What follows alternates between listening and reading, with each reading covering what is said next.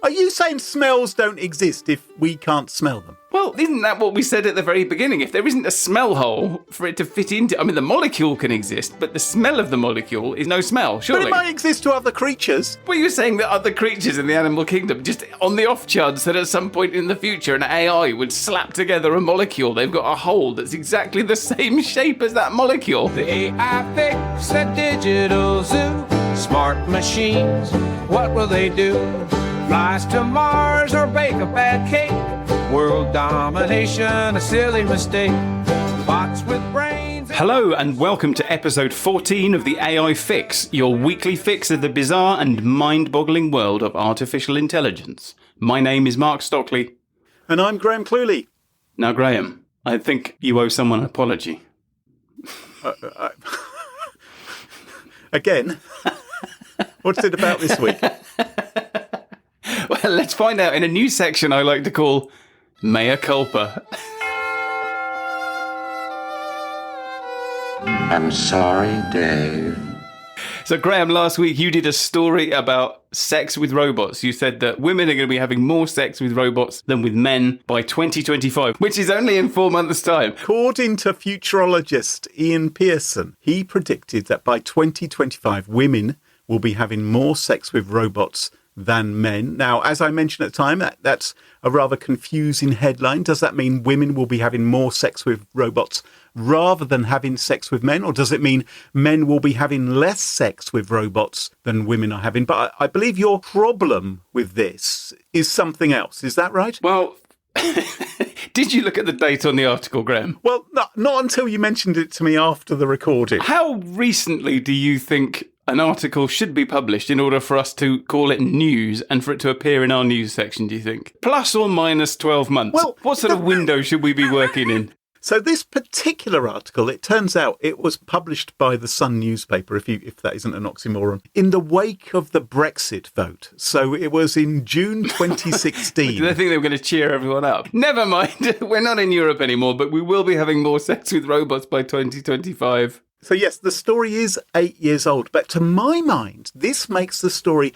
more pertinent and timely than ever because the prediction was made and now we're getting really, really close to it, Mark. And I think that's what we have to consider here. This deadline is only 4 months away, which means, they really need to be gearing themselves up and maybe buying a robot, maybe at least investing in a Roomba or something like that. All the add-ons you can get. I just think it was a timely reminder. You didn't see the date on the article, did you? I didn't see the date on the article. And for that, I apologise to our lovely listeners. But still, quite important story, maybe. I think we all know that Dr. Ian Pearson wrote this back in 2016, thinking that 9 years away is so far, no one will ever remember. This is a perfectly safe prediction. Pocket the cash and move on. Yep. Well, we're on to you. Exactly. That's it. We're asking the questions that matter. We're chasing up. We're not letting anyone get away with this sort of nonsense. That is my mea culpa. I'm sorry, Dave. So, Mark, what's happening in the wonderful world of AI this week? The Vatican wants a moratorium on killer robots. Kim Jong-un inspects new suicide drones, obviously not having heard of the moratorium, and urges incorporation of AI. OpenAI is in talks for a funding round which values it above $100 billion. Women are less interested in AI than men. Bad news for Dr. Ian Pearson there. A new AI model can hallucinate a game of 1993's Doom in real time, proving that everything can in fact run Doom. Chinese robot conference spotlights changing face of humanoids. So, Graham, what's that all about? Well, this news comes to you directly from the World Robot Conference 2024 in Beijing, China, where apparently they unveiled 27 state-of-the-art humanoid robots. And they said that they were showcasing major advancements in bipedal movement and dexterity, which of course is what you want from your robot, plenty of dexterity and to look vaguely humanoid by walking around on your back feet. And they actually produced a video where you could actually see these robots walking onto a stage, and they did look remarkably human. Very, very human. They're extraordinarily human. Startlingly human. Almost as if this were a bunch of female models who had been dressed up as robots and to do the sort of robot dance. That's what they were sort of doing. I don't know if they were all humans. I think there was some Disney animatronics at the back. I think there was a row of actual humans wearing robot costumes and then some sort of shonky Disney animatronics. Yes, and then maybe some cardboard cutouts and some puppets on strings and all sorts of other things trying to appear to be robots. So there were some things which looked remarkably less human in the background, but were still humanoid in shape. But they were moving in a much more clunky fashion. I would have to say the major advancements in bipedal movement and dexterity were much more apparent towards the front of the stage, weren't they? We will link to the video so people can check it out. Yeah, I think we all know if these were real robots, they would be terrifying headless dogs. Speaking of terrifying headless dogs, you remember last week we spoke about killer robots? Yeah. Well, last week was also the second session of the 2024 group of governmental experts of the Convention on Certain Conventional Weapons on Autonomous Weapons Systems, which took place in Geneva last week, but it doesn't seem to have agreed very much. So we still don't have a moratorium on the use of autonomous lethal weapons, which are basically robots that can decide whether they're going to make the decision to kill or not. But fear not. Groups from multiple religions, including the World Council of Churches, representatives from Islam, Japanese Buddhist movement, and the Baha'i faith, took the opportunity to call for human control in military technologies, which seems like a good idea, and the Vatican weighed in, calling for a moratorium on developing autonomous lethal weapons, saying autonomous weapons lack the moral judgment essential for decisions involving human life. Oh, so the Vatican is saying you've got to be really careful making moral judgments regarding life and death. Robots have got to be very careful. Okay. Now, I imagine the weapons company's been wrapped across the knuckles now by these number of religious groups. They're going to be taking a lot of notice of this, I would think, and paying attention. The interesting thing that I've noticed is that autonomous weapon systems, the acronym is AWS, which also, of course, is shared by Amazon Web Services. Is there any connection? Are we signing up for AWS to serve all our data and things like this? And in fact, these are autonomous web... I don't know. Are you saying our website's running on a robot dog? Like it's got a side hustle when it's not busy, like, rampaging and murdering and launching rockets from its rocket launcher on its back. It's also running PHP. Now, our good friend, North Korean leader Kim Jong-un, fan of the show, of course, he has been inspecting a new line of suicide drones. And he's been saying that these drones, which are supposed to obviously strike enemies in wherever, really. Not North Korea. Not North Korea, ideally not North Korea. But he's saying these suicide drones, they need AI in them. It needs AI integrated in them. And of course, they have caused trouble in the past for various countries, haven't they? And in particular, South Korea, they're not terribly keen on. But I thought it was a little bit strange that he's talking about suicide drones. Now, it seems to me a suicide drone is just a drone which doesn't come back afterwards. Yeah, like a one-way boomerang, which is just another way of saying stick. Yes, exactly. So he's encouraging the incorporation of AI into sticks and rocks, which he's going to throw over the DMZ into South Korea. Unless, of course, a suicide drone with AI may think, oh, well, hang on. Maybe I shouldn't go and hit over there. Maybe I should be a boomerang and come all the way back again and kill the person who launched me in the first place. I was thinking the same thing. Like, if you put AI into a suicide drone, does it know it's a suicide drone? How intelligent is the AI? Is there a moment where it's like, hang on a minute, am I a suicide drone? Do I want to be a suicide drone? Right, I'm going to ask Gemini right now. Imagine you are a suicide drone. Gemini's going to struggle with this. It says it doesn't possess a concept of health or the capacity to experience emotions or fear death. All right, but what if it does? That's very definitive. He said, even hypothetically, the act of self-destruction would still be dictated by my programming. Well, you kind of hope AIs do have the capacity to self-destruct, don't you, if they kind of go a little bit haywire. This is a topic for a future episode of the AI Fix, maybe. Researchers from Google and Tel Aviv University have unveiled a new AI model called Game Engine. Get it? Game Engine, which can hallucinate a playable version of the classic 1993 video game Doom in real time. So the AI doesn't run the actual game, it generates gameplay visuals and scenarios on the fly, which mimics the style of the original game. Oh, so you can't play it? No, you can. You can play it, but the thing that you're playing is sort of being manifested as you play it. So the model was trained on vast amounts of Doom footage. I mean, you know how this stuff works by now. Basically, you show it a whole load of Doom footage, and then it can generate new frames of Doom at over 20 frames per second on a single tensor processing unit, which is a kind of CPU for AI. And lots of people, including the NVIDIA CEO Jensen Huang, are predicting that AI is the future of video gaming, but we aren't there yet. So the first thing that hit me when I read this story is that it only knows how to make Doom footage because, you know, that's how this works. Like you play it loads and loads and loads and loads and loads and loads and loads of Doom footage, then it's like, I'm starting to get the idea now. And then it can play Doom footage. So you still have to write the game. Someone has to write the game. Yeah. And then someone else can rip it off and say, look, I've made a somewhat playable version of your game without doing any work other than all the work you did. Yeah. Okay, so it's seen what happens when other people press the right button or press the fire button or how a monster gets splurged or something. And so when you do that in this hallucinatory playable version, it just replicates that and thinks, oh, I probably should be looking at a wall now, or I probably should be walking in the wrong direction. I mean, that's normally what happened to me when I played Doom and Wolfenstein 3D. Can it do the thing where you walk into the corner and then you're just trapped in the corner walking...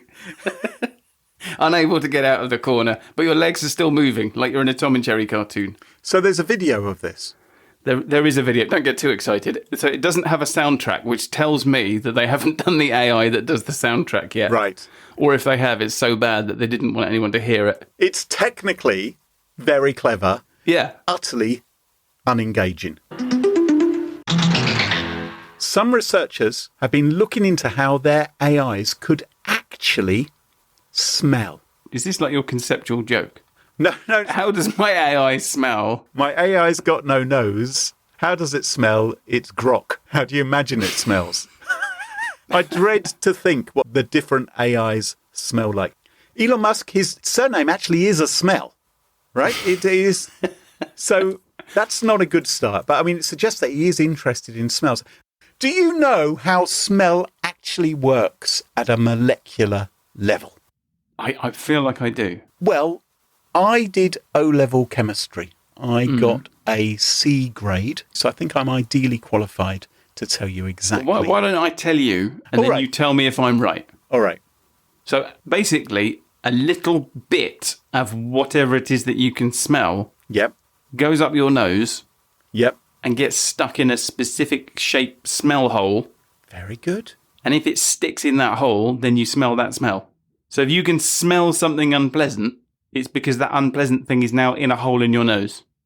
That is a very simplistic way of explaining. I mean, obviously you don't understand it at the sort of depth which I know, but that's right. So every smell molecule has a unique shape. So you can imagine all the different components of smells.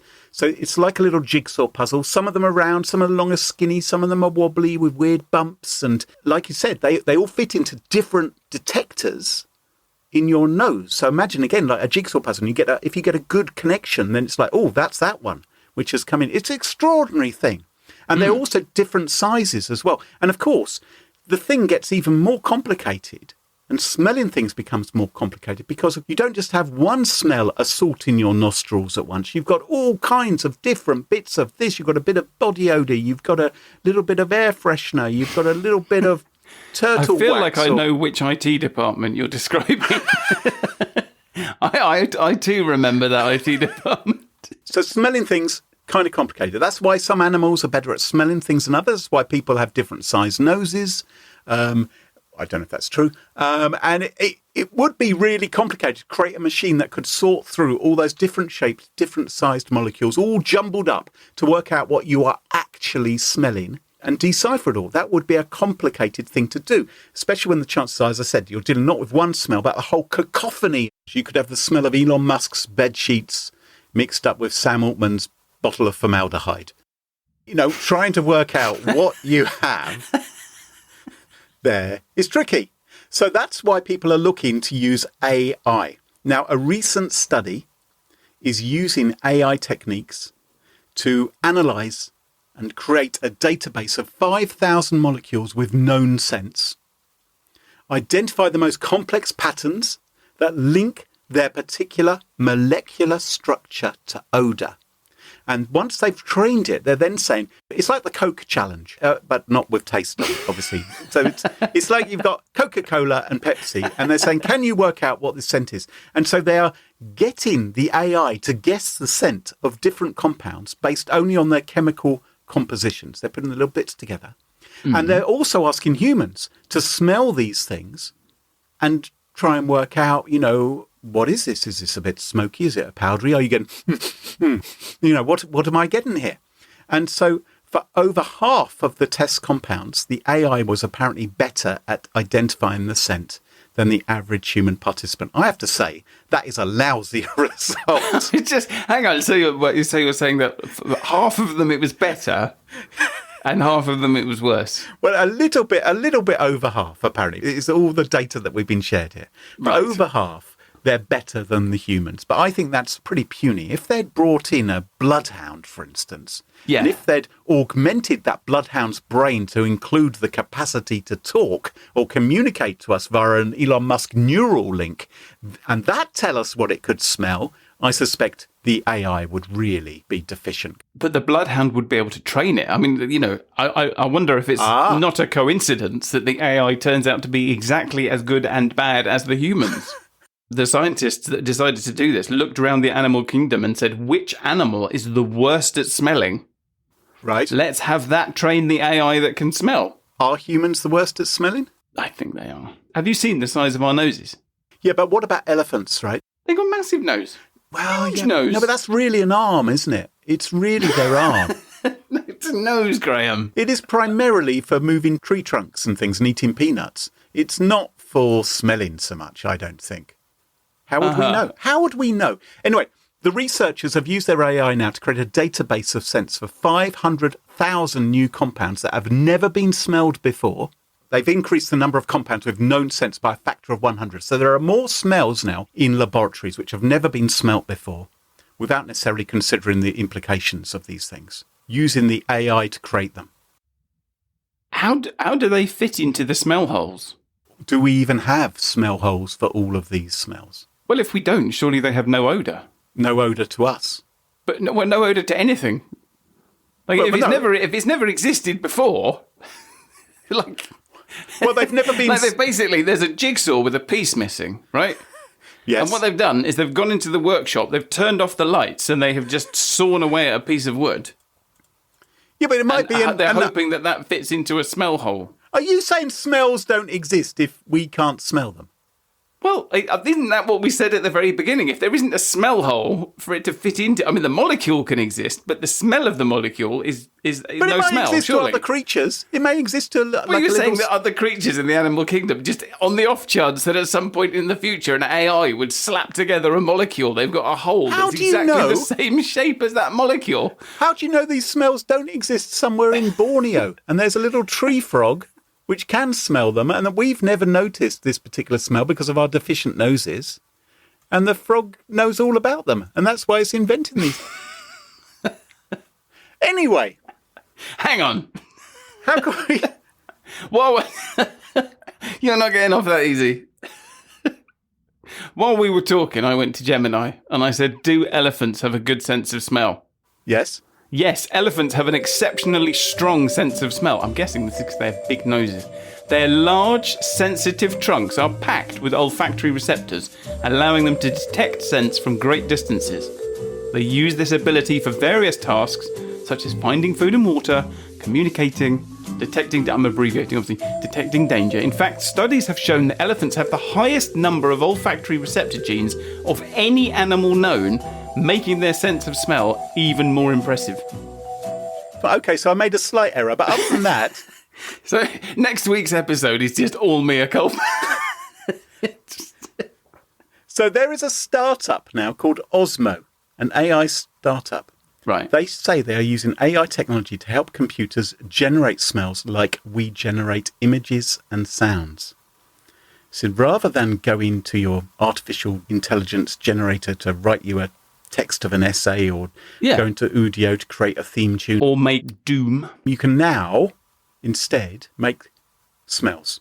And the CEO of Osmo, he says he's been obsessed with smell for a long time. which is what's driven him. That raises more questions than it answers. Here are some ways in which being able to smell with AI could be really helpful. So quality control, food safety, right? You can detect if something's gone off. We've all had the experience of opening the fridge door and you go, oh, hey, I think that's a bit ripe. Well, wouldn't it be good to do that earlier in the process? It pains me to say it, but that does actually sound quite useful. What about healthcare?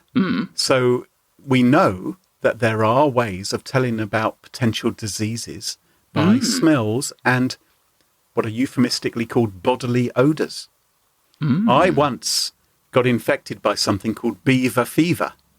Oh, yeah. Oh, my goodness. Normally, apparently, it's caught by Canadian trappers, people who are trying to capture beavers and drink from the water when they're out there. I was just in the home counties at the time in England. I wasn't doing anything with beavers. What you're saying is that there is a beaver that specifically hates you.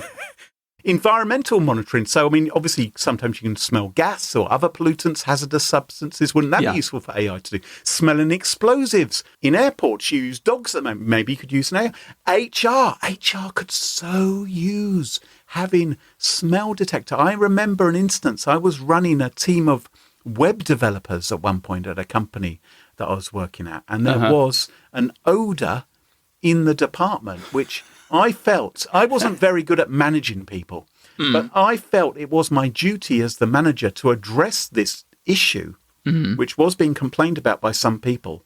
And so I basically had a sort of scent lineup. So rather like you have a lineup of suspects and you identify them visually. Yeah. Police actually do have, and as I had in the company as well, have a scent lineup. Now, I sniffed myself. I didn't bring in a dog to help me do this. But, I was able to identify who was making the unpleasant smell. And then I was able to advise that person to maybe wash their clothes or something like that. You'd prefer to defer that job to an AI, is what you're saying? That is less likely to make an HR issue, right? If they make a complaint that I was going around sniffing people in the company. I'm all for that, as long as we can attach it to one of those big game show wheels with an arrow on it. And then you sort of stand next to it and then the arrow swings to illustrate how smelly you are so everyone can see. And maybe the most important use of this at all is to track missing people or villains. So use by the police. So police are now looking into how they could use AI technology to track people's smell, to find them if they've been lost or missing, just like you would use dogs. Because you could use a drone, right? A dog is used because it can go across difficult terrain, get into small places. Well, a drone potentially could be useful too. I think it's also used because it's got a very good sense of smell. Yes. And one of but the they don't use elephants, Mark, do they? They don't. I mean, I thought you were saying elephants were so. I thought you were saying elephants are really good, right? They don't use elephants, do they? Funny that. Maybe they know more than you. So I asked. This is like the old Dalek defence. If you want to get away from a Dalek, you just run down a flight of stairs, right? If you want to get away from the police sniffer elephants, you just go through a standard doorway. Just go from any room into any other room. Or you carry a small mouse with you. And that will, of course, terrify the elephant into jumping on top of a table. So I asked AI to give me some examples of when smell had played a key part in solving investigations. And it came up with a couple of examples. It came up with the case of the Stinky Cheese Bandit and another one, which was the case of the Minty Fresh murder. Are you familiar with either of these cases? No, strangely, they're both new to me. Okay, let me tell you, because AI told me in 2018, a series of cheese thefts plagued a small town in Wisconsin. The culprit, dubbed the Stinky Cheese Bandit, left behind a pungent odour of cheese at the crime scene. Police eventually caught the thief after receiving a tip-off from someone who recognised the unique smell on a suspect. So I thought that was a very interesting case. And I thought I want to dig deeper into that. I thought the Stinky Cheese Bandit. So I asked for more details, and it said none are available. Oh. So I said, can you give me a link where I can read more? It says, we are unable to provide you with a link. I said, so what town was the Stinky Cheese Bandit active in? And it said, unfortunately, without more specific information or a concrete news source about the Stinky Cheese Bandit case, I can't pinpoint the exact town in Wisconsin where these thefts occurred. Shocking. However, it said, there are a few things you could try to narrow down the location. You could search the internet, it said, for variations of Stinky Cheese. Have you tried Google? Yeah. I thought, isn't that your job to do that? It said you could also check Wisconsin cheese producer websites or forums. Did it suggest that you check an AI? It said browse websites related to cheese production in Wisconsin to see if there's any mention of the case, or contact local police departments in cheese producing areas. If you're really determined, it said, you could try reaching out to police departments in towns known for cheese production in Wisconsin to see if they have any information on the case. So I then asked it the killer question. Did you make up this entire story about the Stinky Cheese Bandit? I apologise for the confusion. I was not able to find any credible news sources or police reports to corroborate the Stinky Cheese Bandit case. It's possible that the details were embellished or fictionalised in the context of illustrating answers to your question. So I went to the next example it gave me, which was the Minty Fresh murder. I'm sure you remember this case, Mark. A cold case from the 1970s. Investigators made a breakthrough when they noticed a faint minty smell on a piece of evidence. The smell was linked to a specific brand of toothpaste used by a suspect, and this led to his identification and arrest. So again, I said, give me more details. And do you know what the AI said to me? It said, the case you're referring to appears to be a fictional one. Oh, surprise, surprise. Potentially inspired by an episode of CSI Crime Scene Investigation called Deep Fried and Minty Fresh, where they find a deceased body with a minty smell. It turns out she'd ingested a large amount of toothpaste, leading to her death. However, it says this was fictional, created for the show, and not a real-life event. So according to Google, there is actually an episode of CSI Crime Scene Investigations called Deep Fried and Minty Fresh. Today, I thought we could delve a little deeper into what makes AI tick. So we're going to learn about tokens, and we're going to learn why, before long, AI is probably going to need a new pair of glasses to help it understand the world a bit better. Okay. And to show you that the world looks a little bit different to AIs than it does to us, we're going to begin with a simple question. So, Graham, how many times does the letter R appear in the word strawberry? 3. Okay, and where are they? There's one which is like the third character. Yeah. And there are 2 which are next to the Y at the end. Yeah, so there's 1 in straw and 2 in berry. Yeah. Okay, so what I'd like you to do now, could you fire up your favourite large language model? Okay, I'm right here. And we're going to ask it the same question. All right. So the question is, how many R's are there in strawberry?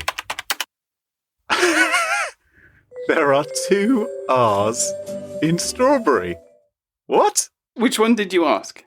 I'm using Google Gemini. That's what I've got on my desktop. Okay, so I'm with ChatGPT. How many R's are there in strawberry? There are 2 R's in the word strawberry. Huh.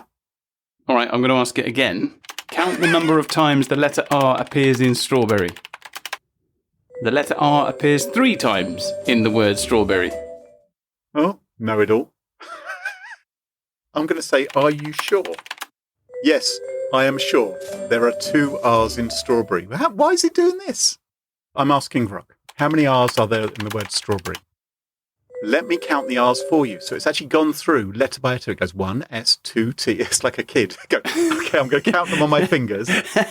But it does conclude there are 3 R's. So it was really, really careful. It wrote out the letters one by one and it got it right. But yeah, Gemini got it wrong. Let's try Claude. Count the number of times R appears in strawberry. Let's count the number of times the letter R appears in strawberry. So it seems to be doing the same thing as Grok. strawberry. There are 2 occurrences of the letter R in strawberry, says Claude. No? Oh, I apologise for the error in my previous response. You're right to point that out. Let me recount carefully. strawberry. Upon careful recounting, I can confirm that there is actually only one occurrence of the letter R in the word strawberry. Thank you for bringing this to my attention. Accuracy is important, and I appreciate the opportunity to correct my mistake. Could they not get an elephant in to count this for them? Would you like to take a stab at what's going on here? Well, I just think it's a moron. I just think maybe it's incapable of understanding the question properly. Is this a bit like when it starts talking in your own voice and it has to monitor its own voice to see if it's gone mad? Have you tried this with other words as well? I haven't. The strawberry is a kind of known case for this. It will work with other words too, but the strawberry is the test case for this particular problem. So we've spoken before about how AI brains are different from ours. Yes. And they're good at some things that we aren't. So they're good at remembering, much better than us. And they're bad at things that we're good at. So they're not very good at reasoning. Hmm. And if you want to know more about that, if you listen to the back catalogue of the AI fix up till now, you'll hear lots and lots about that. But this isn't that. In fact, this isn't about the AI's brain at all. This is about something that happens before the data gets into the brain. Something that is roughly analogous to a flaw in the AI's eyes and ears. Right. So this is the AI equivalent of being a bit colourblind. In a human, you've got eyes and ears that turn colours and sounds into electrical impulses, and the brain makes sense of the electrical impulses. Your brain doesn't work with the colours and the sounds directly. And the AIs we're talking about are similar. Yep. Obviously, they don't have eyes and ears, but they do have the equivalent of an organ that turns the outside world into something it can understand. And that organ is called the tokenizer. I don't like to think about Grok's organ, quite frankly. I imagine Grok is the sort of AI that would boast about the size of its tokenizer. Anyway, we'll get to what a tokenizer does. We're just going to talk about large language models just for a second. So a large language model like GPT-4o is just that. It's a large model of language. Yep. And we feed it words and sentences. So we ask it questions and we type nonsense and we say things like, write me an acrostic. Yes, yes. So we put those words and sentences into it and it gives us words and sentences in response. And in the case of ChatGPT, it gives us lots and lots and lots and lots and lots of words and sentences and paragraphs and subclauses. But under the hood, they work in numbers. Because under the hood, they're doing statistics. Yeah. So when you ask an LLM a question like, how many children does Boris Johnson have? Or how many R's are there in strawberry? It's not trying to give you a truthful answer. It's just going through the patterns it's learned. And it's working out what's the statistically most appropriate collection of patterns to give you in return. Are you with me so far? Do you need a lie down or anything? Yeah, no. I could always do a bit of a lie down, but no, I'm with you so far. All right. So we feed it words and sentences, and it turns those into numbers and does some statistics, and then it turns those numbers back into words and sentences. Rare. And the process of turning language into numbers is called tokenization. Yep. And that's what the tokenizer does. Yep. And when you train an AI model by feeding it millions and millions of documents, it identifies the chunks of language it sees over and over again, and it creates a vocabulary of those bits. And each one of those bits is given a number. And those numbered bits of language are called tokens. Yeah, I understand this perfectly. I mean, I used to write text adventure games, Right. which had lots of text and, bits of words and certain phrases which got repeated over and over again. Yeah. And in order for those to fit onto a 360k floppy disk, those games which had so much text in them, I would tokenize all the language in the game, because most of the game was actually words and sentences. Right. And so this was the form of compression, basically, which I was using. Okay, so in your game, Yeah. let's say you've got to write an introduction. Yep. The introduction is going to be token 42, followed by token 3, followed by token 17. That kind of thing. And then it looks up and it says, okay, well, what token's that? That's like once, upon, Yep. something like that. Yep, exactly. So these numbered bits of language are called tokens. And when it comes to LLMs, tokens are a really important unit of measurement. So, for example, we often say on the podcast offhand that large language models are trained on the entire internet. But Meta would say that Llama 3 was trained on 15 trillion tokens of data. And it might also say that it uses a tokenizer with a vocabulary of 128,000 tokens. So in the course of being trained, it's identified 128,000 different language patterns that it's mapped the relationships between. And you might think that if you're breaking down a language into logical chunks, that you would choose one of the existing logical chunks of language like letters or words. But if you thought that, you'd be wrong. And a token is neither. So the job of the large language model is to model a language and identify the features in the language that matter. And simplistically, there are too many words and too few letters to make a good model. Right. And it turns out the best compromise is something in between. In reality, tokens can be letters and numbers and whole words or chunks of words, but on average, they are chunks of language that are about 4 letters long. So after it's been trained, the AI has a vocabulary of hundreds of thousands of tokens, and then we feed the AI a request like write an acrostic about the AI fix, and the tokenizer's job is to look at that phrase and split it up into the tokens it already knows. And this part of the process is easier to look at than it is to explain, so I'm going to introduce you to the OpenAI Tokenizer. Right. So do you want to grab that out of the show notes and then bring it up in your web browser? I've got it up here right now. Yep. Hello, Mum. Oh, there we go. Cool. So tell us what you can see. The screen is split into 2 parts. There is an input field where I can type any text which I want. And beneath it, it is showing me the same text as I type, which is in different colours, which I think are blocked by the number of tokens. So I've written hello, Mum, full stop. Mm-hmm. And that's telling me there's 3 tokens, 1 for hello, 1 for Mum, and 1 for the full stop. So that's telling you that hello and mum are probably quite common words in the training data. Yeah. And they haven't therefore been broken up. So I'm now going to enter Raxicoricophallopatarius. Okay, that's come up as 9 different tokens. Just read out for us how that's broken down. So if you treat each token as a separate word and read it out. So I've got Rax, Ik, Oric, Off, Ale, I, Atrius. Now, there's a slim chance that some of the people listening have never heard those words ever. So I have just pasted some text into the show notes for you. Oh, okay. Just to save you typing it out. If you could just cut and paste that. Okay, let's take... Oh, interesting choice of words you've entered. So we've got Meet Avatar Graham Cluley is the 3rd funniest presenter on the AI fix. Oh, I thought Graham 2.0 was pretty good. Yeah. The AI version of me. So we've got 17 tokens here, it says.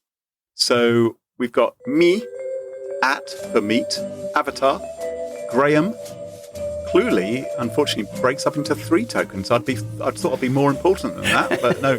Cluley is, as you would expect, is a single token. The 3rd, fun, and then we have nearest presenter on the AI fix. So that phrase that you've just read out has got 13 words and 71 characters. Yeah. But there are 17 tokens. Yes. And so each of those tokens is represented by a number in the large language model. Oh, yes. So there's a toggle here which I can use, which will, rather than showing me the letters, it will show me the number for those particular tokens. So, for instance, the word Graham is 26181. So AI developer Matt Rickard has written a lovely article about this, which I will also put in the show notes, and he gives some great examples of the oddities in that tokenization. And he also points out that different letter cases are treated differently too. So the first thing you wrote was hello world. Yep. Would you like to rewrite that, but this time do it once all lowercase, once with an uppercase letter at the beginning, and then once in all caps? Okay, so the first one you want all in lowercase. Yep. Then with a capital H. Yep. And then all caps. So I've got hello, hello, hello, world. And if you look at the token IDs, you'll see that hello, all lowercase, is token ID 15,339. Yep. But hello with an uppercase first letter is token number 22,691. Yep. And hello in all caps is 2 tokens. And what this means is that the GPT models treat hello, hello, and hello as entirely separate things. It doesn't understand that they are the same thing. And it gets even weirder when it comes to numbers. So in GPT-3, the number 380 is a single token, but 381 is 2 tokens, the token for 38 and the token for 1. And 382 is the same. It's a token for 38 and a token for 2, but 383 is only 1 token. Now, you're probably sat there thinking, okay, Mark, I feel a bit more intelligent than I did 10 minutes ago. As ever. But what does all of this have to do with strawberries? Yeah, because all those R's were lowercase r's. Yeah. Okay, so let's see what happens. So I'm going to type in strawberry. And it says strawberry is made up of 3 tokens. So we have STR, that is 1 token. We have AW, and we have berry, which is a single token as well. So it's split up into 3. We have 1 R in the first token and 2 R's in the third token. That's right. So strawberry is actually 3 tokens. Right. So the LLM doesn't understand the word strawberry. It understands the tokens str, or, and berry. Mm-hmm. And because each token is treated independently by the LLM, it can't count the R's in strawberry. Because in its model of the world, strawberry doesn't exist. And this process is central to how LLMs work, and responsible for a host of common problems, including maths problems, and simple language processing errors, like not knowing how many R's there are in strawberry, and not knowing how to reverse the order of some words. Tokenizers are different for each LLM, so exactly what is a token in what LLM is different, but they all suffer from the same class of problems. And so one of the areas of research is, how can we make tokenizers better, or do we even need a tokenizer at all? Don't you think they should be working on this rather than add in Scarlett Johansson or Judi Dench's voice? Do you not think that is the most pressing problem in AI, Graham? What are you trying to say?